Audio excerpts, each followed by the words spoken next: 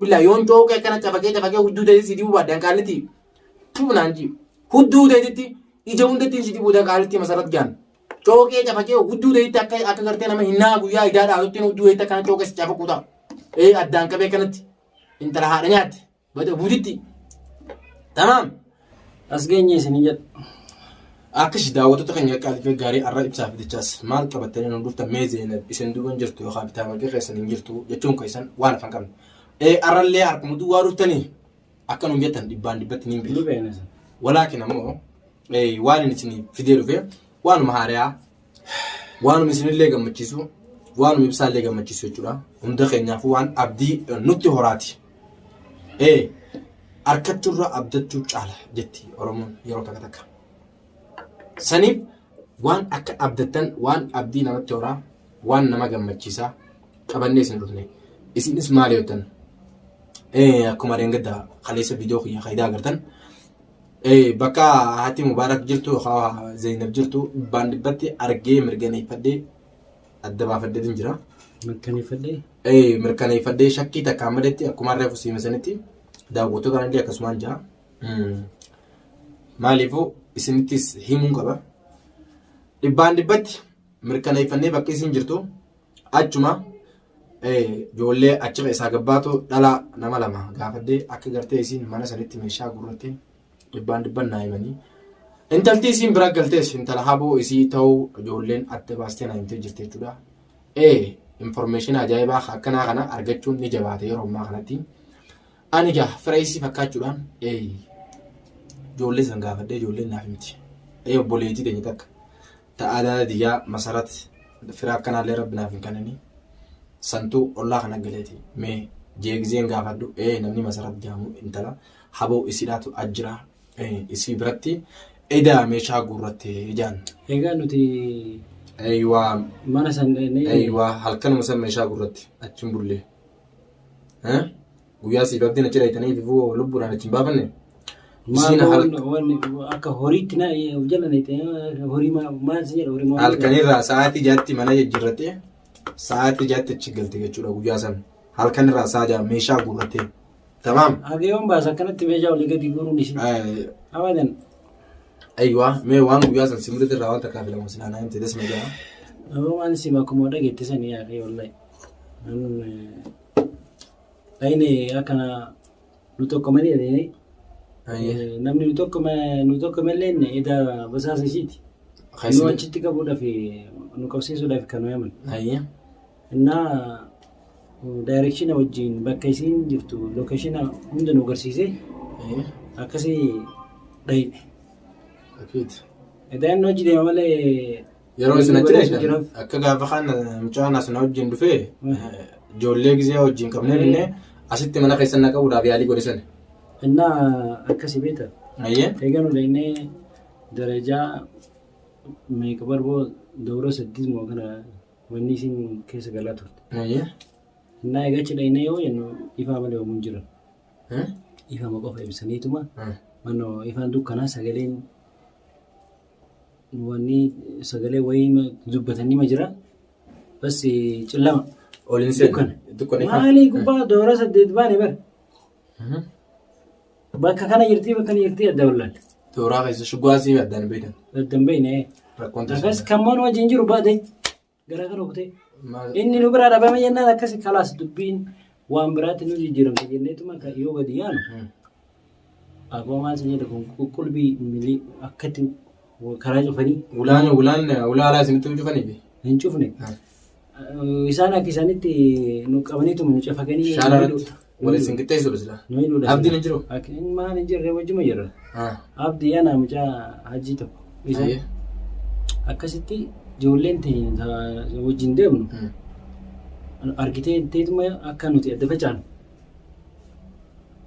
ana gamana darbanii wanni abdiin gamasitti darbanii yoonni kalas jarri hedduu dheedheetuma gamanis gama kanaaf facaan isaan ni qabudha nuti kanuma gonneetuma dukkana dachiini adda gorree hafuuraan dhuftan akkasii rabbi nu baase abdiin faan akkam sila arra manaa deema malee sila waan akkanaa mudannoo akkanaa abdiitu himuu beekaa walaakin ammoo yaa baga rabbii isin baase oo hundaafu jarjaruun gaarii miti waan daaboo. Ilma namaa kana beektaa dandamteen nagarreetu soo giddatee yookaan immoo wanti ta'ee dandamteen laaltu namni information direct dhugumaan information sitti hime deemta hojiini. Anamma siimeetiin gira bara. Information gartee warra alaarraa isin dhufu namanina. Warra gartee ijoollee waliin jira mucaan namni waliin jiru bara. Ibsaa akkasii cuquyyaa miti bara. Way akkana beekne. Amma namoonni waliin jiru waggaa sin jaanii. Anamma gartee miti wallahi nama umriin isaa gartee waggaa 19 bira ol kuttee deemi information naa guriin joon dhugaa dubbachuudhaaf. Maaliif jennaani khalaas. Tanarraa nama. Tonkola gartee miti wanni inni yaadu rakkoo bichaadha. Bara almayim asiin nurraa nyaatan. Achiin sirraa nyaatan. Daldala jira barman.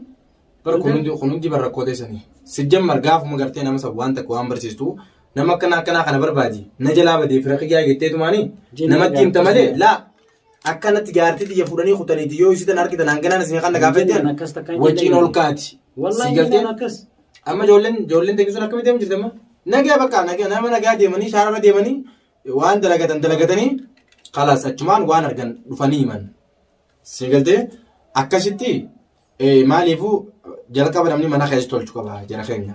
Yoo gartee mana keessa tolchitee ala gabbaate wanni si dhibaata akka hin jirtu. Sanii fi wanni hundinuu mana keessarraa gartee miti hidhata guddaa yoo gartee bu'uura gaddaabde hanga feetee yoo gartee yoo wanni achi horiitus as fiidus bu'uurri asii waan ta'eef haradha kan hin qaban.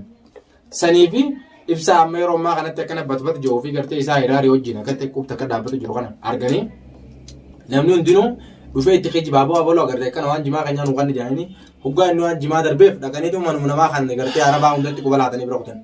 Inni ulii mana kana argan kana guutuu mana kanaan shirnu godhaa bulee jechuudha. Laal rakkoo mana kanatti agarree kana seentee ani yoo asin agartee nan dhiistuuti waan jimaa kiyyaan akka inni jaanii inni darbaa fi nuti gaaman mokoraa kana shirjennee halkan dinaa guutuu hagabboo warab hoolseen warab yaa mana min saaqinaana hadal kulli amaniin nun jaan laal sanii rakkoon akkanaati ni jirti. Amma saniifuu haalli gartee isin deengatti itti dabartan suni haala gartee rakkisaa ture lubbuu teessan irraa gaaga'ama jabaa tugaa ture garuu immoo akka rabbiitiin gartee haaliqni isin baase atis amma silaachitti isaan bisanii beekadhu gaa rakkoo biraati. Fayyama sana nuti deebisan amma waan dabarsan nuti deebisan. Fayyitee gabbaat silaachileetee amma immoo alhamdulillah rabbil alamin achi nagaan gabboon keessan hedduu dasna jee ture ammaan tan ammoo bakka amma isin jirtu tuni dibbaan dibbatti ijoolleen achi keessa jirtus akka isin mana san keessa galtee ol seentee gartee jechuun keessan waan nama qabne ol hin seenne hin agarree ijoollee duraa nama lamaa ture lamaan achi gizee gabbaan gaafadheen ture akkana mucoota inni takka ta'ee daasitti meeshaa gurratti jeen gaafadhee sirna dhageeffadhaa. Eeyyuwaa intala aboo isii achi keessa gara waggaa fi wayii ture isii biratti edee meeshaa gurratti naan jaan. Tamaam akkana shuggaa tokko wajjin galanii kun jechuudha ragaa qabatamaadha. Ijoolleenis intala aboo xiyyaatti fira jeen gaafadhee akkasitti adda baasanii na himanii shakkii takkaan malatti jechuudha kun kana daawwattoota keenya. Ammoo gara fuulduraatti adde masaratti dhugaan sinjaa guyyaarraa mana jiraachaa oolutti siimiti mootummaan biyya kanaatitu baajeta isa barbaachisa. Maallaqa qabdu ati miskiintitti mana namaa daleetu dhagaye ati miskiintitti mana namaa daleetu dhugaa sitti maa dhageeffadhu abboleetiif. Jaarsa namaatti rarreen warra jaarsa hin qabne hedduu jira ija banadhu ijaan akkanatti waa ija banadhu haalaan. Maal rabbisi godhe isaa jaarsa namaa sitti urgeesse gartee akka dhalaate barfanna jirtu gartee magaalaa keessa hoggaa deemte kana jettu san isaa isuma bichaa rabbisitti urgeesse. Ija banadhu laale. Laakiin miskiina namoota kalleen qabu waa takkallee siin godhu. Ayyuwaa dhageeffadhu. Maatii kiyyaaf malee. Sirriitti gurra bane dhageeffadhu.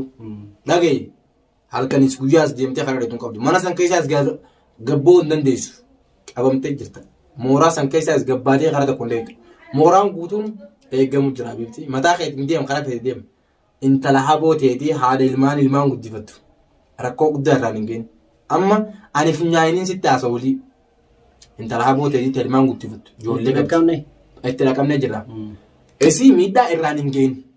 Nagaan kallattiin waan nuti siin jenne bichaa yoo godhuu baatte siiqosoon ta'in maatii isiitii fi intala haboo ta'eetii hatta ajaarsi nuka keessaa namne tarkaanfiin badaan akka isin irra fudhatamu beeku. Kana diddaa. Gurra si jalaa tun. Sirriitti akka dachaa siin jee kana godhuu baannaan dhageesse edanaan deebisaa sirraa fedha. Dafi dawwalee edana deebisaa. Bakka ati galtu. Kara feete gabbee ati kara feete deemu. Maatiin achi galan suni ijoollee 3 qabdi. Jaarsa isii eenyu akka ta'e bareetin jira. Isii immoo mana san keessa akka nam tokko achi gabbee namni meeshaa achi hin gurranne qabamtanii jirtan. Mana san keessa gabboo hin dandeessan dhugaan isin hin jaa. Yoo feetan mana qullaa deema. Dhugaan isin hin jaa. Saniif jennaan kallattiin ammaan tana ani siidhaamu kun karaa nan siidhaamu kun karaa isa sirriiti. Osoo waa sirra hin geenye. Eeyywaa maaliif dhaamsaan siidhaamu deema akka nama tokkotti. Tarkaanfiin barbaachisaan osoo sirratti hin fudhatamne. Osoo as baatee fuula sooshaal miidiyaa duratti hin saaxilamne akkuma duraan dhokotti sanitti. Dhoofisuma saniin haadha ilmaanii irraa galateessi. Shabakaa ibsaa achumaan gad harkisii mataa gubbaa dhufu.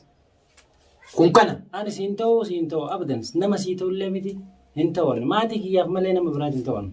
Dhageessa sirriitti masarratti. Bakka ati jirtu egaa argamtee intala habooteeti si wala bakka takkatti luuqaa keessatti gartee miti.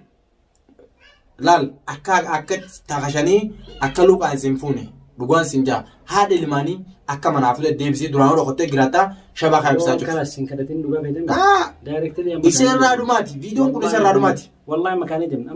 Kalee ganama sa'aatii 12 daawwattoota keenya ganama subii sa'aatii 12 viidiyoon adees ni maxxan suni achi keessa dubbaddeetiin jira. Arraas dhageesse akkaan mana keessan argeessa agarte. Dhageessee mi? Sagalee edanaa qabdeessu dhageesse sagalee keessa. Dhaamsaan si jedhama malee. Dhaamifme. Dhaamsi si dhaama. Wallahi. Zeenab miidhamuu miti. Tuqamuu miti. Kotteen takka irraa cabtee. Maatii keetiif yaadi. Ayiwaa duraan maatii jedhamnee jira kadhaa jira. Hin beekne ture garuu amma immoo numa jala jiru. Ayiwaa. Eessawoo akka nama hin baane akka hin baane. Gara takka dhaquu akka obboleessaas keessaa qabdus dhibbaan dhibba dhageenya jirra. Information kee guutuutti nu harka galee jira biiftii waan sin jaa. Lukkuu mana kotteen takka irraa cabtee. Kottee guddoo tana rifeensi mataa dhaabbaan ta'u akkatti irraan buqqaane akkatti akka irraan buqqaane. Kaalitti saraaseera. Bada tuqaana kuduraa dawaa tuqaana. Firritti ofitti himi. Ganaa if keessa fincaanu teessa dachaas dhufee ubbaa fincaana akka ganaa if keessa fincaantiin barbaree hudduu teessi suulu ta'a. Mana keessa argeetiin jira qasaman billaa yoon cooqee akkana cafakee hudduu teessi dibuu baaddan qaalitti. Tuunaan ji hudduu teessitti ija hundattiin si dibuu qaalitti masaratti jaan. Cooqee cafakee hudduu teessitti akka gartee nama hinnaa guyyaa idaa dhaatuttiin hudduu teessitti akkana cooqee si cafakuu ta'a. Addaan qabee kanatti intala haadha nyaatte bada buutitti. Tamam. Yeroo muraasa keessa yeroo muraasatti ati miti intala haboo ta'eetu agartee hafuun teessu. Isin hundaan agartee miti yoo naan nyaataa dhugaatii keessa cooqee isin godhuu baadde shattaa hudduutti isin nagee inshaallaa agartee miti afaanii hudduu isin nagee jinni isin nama gootan tanaa fi maara isin nama gootan kan hundi yoo agartee isin keessa yaasuu baanne. Deemtanii ofuma irratti amalattan inshaallaa. Ayyuwa. Tamam. Hanga agartee nama wanna gootan kana isin garaan bitu. Ati immoo dawaan kee cooqeedha. Yoon cooqee huddu siroo baadde anuu fayyaan ta'u. Dachaas. Nagaan naa ture. Ammarraa eegallee tarkaanfiin barbaachisaa ta'e hundi sirra fudhatamaa bifti. Deebisaa xiqqisha boodisiin eega bilbila kiyya ni qabda. Qaloo godhi na hubachiisi. Nan saaxilin jennaan deebisi saaxilamtu rabbi saaxile.